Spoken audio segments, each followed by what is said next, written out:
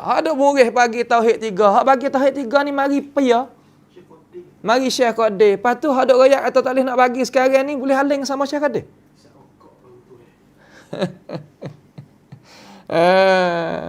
Nampak dah hak royak. Sebab tu kita nak royak kata tentera iblis ni banyak ke sikit? Banyak. Pas biar nak menjagakan tentera iblis, kita yang bawa risalah Allah Ta'ala.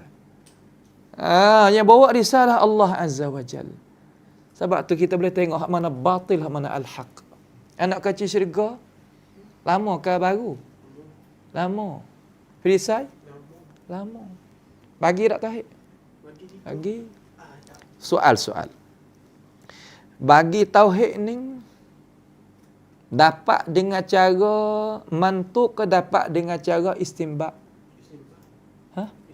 Istinbat. Kalau dapat dengan cara mantuk, boleh tak kita tanya kata ini perkataan siapa? Boleh. Ada tuah yang kata kemudian ada sanad siapa tak? Siapa? Tapi kalaulah apa kata dengan istinbat, ada tak?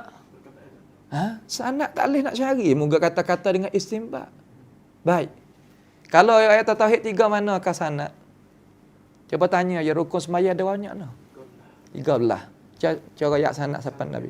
Sanad baik mana? Siapa kata? Dia kata. Orang panggil fikrah iblisiyah. Nampak tu tak? Fikrah iblisiyah. Padan dengan iblisi. Ini nak bagi kita faham. Ini bukan emosi. Ini nak ayat kebenaran. Kita kena faham.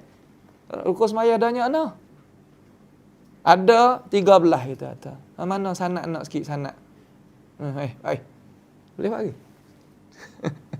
Tapi royak kata Ali kata, royak kata Abu Bakar kata, nak tutup sanad boleh kata boleh?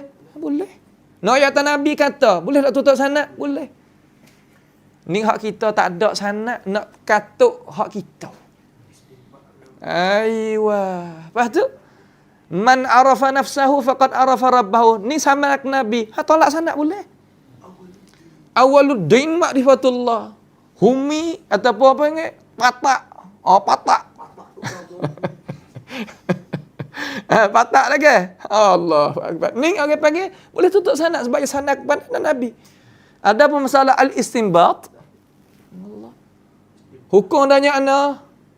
Ada 5 bagi sanad. Sebab tu haula ma ladaihim al-hukum. La haula wala quwata illa billah. Hadha mablaghuhum min al-ilm. Hadha mablaghuhum min al-ilm. In yattabi'una illa adh-dhanna wa ma tahwa al-anfus. Kada tu ya.